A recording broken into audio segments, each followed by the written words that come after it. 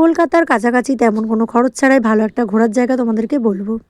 আজ সানডে, তাই কোথাও একটা বেরাতে হবে, বাড়িতে তো মন একদমই টিকবে না রবিবার দিন, তাই রেডি হয়ে বেরিয়ে পড়লাম। আর আরেকজনও চলে এসেছিল বলদ, যে চল ঘুরে আসি, তো সেই জন্য ঘুরতে চলে যাচ্ছিলাম আমরা দুজন মিলেই। বড় কথা হলো কোথায় যাব, তাই বাড়ির কাছাকাছি ছিল পরেশনাথ মন্দির, তো ভাবলাম সেখান থেকেই ঘুরে আসি। বিধাননগর স্টেশন থেকে বাসে করে বা অটো করে যে কোনো কিছুতে করে তোমরাও চলে আসতে পারো, আমিও বাসে করেই চলে এসেছিলাম। 10 টাকা ভাড়া নিয়েছিল।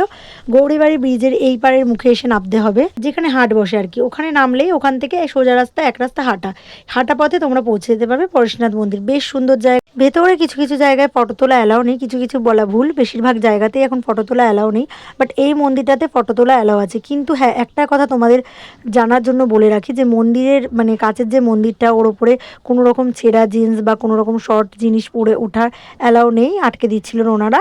আর ফোন নিয়ে ভিডিও করাও অ্যালাউ নেই, বাট বাইরেটা তোমরা ভিডিও করতে পারো। এখানে আমার মতন তোমরা অনেক সুন্দর সুন্দর ফুল দেখতে পাবে, আমার মতন কেন, সবাই সুন্দর ফুলের মতন, তো যাই হোক সবার মতনই ফুল দেখিনিও সুন্দর সুন্দর।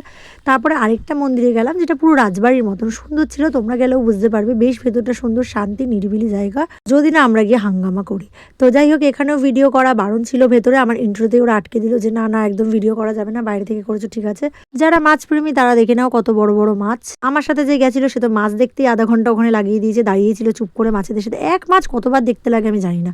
তারপরে আরেকটা বেশ সুন্দর মন্দিরে চলে গেলাম, সেটাও কত সুন্দর তোমরা দেখতেই পাবে। আরেকটা বড় কথা হলো যে এখানে ঢোকার জন্য কোনো রকম চার্জ লাগবে না, তোমরা এমনিই ঢুকতে পারবে, এমনি পুরোটা ঘুরে দেখতে পারবে। এদিকে বাচ্চাগুলোকে দেখো সিংহটার উপরে চেপে বসেছে। আরও যদি কিছু জানার থাকে কমেন্টে জানিয়ে দিও, আমি বলে দেবো। লাইক কমেন্ট সাবস্ক্রাইব করে দিও, দেখা হবে পরের ভিডিও।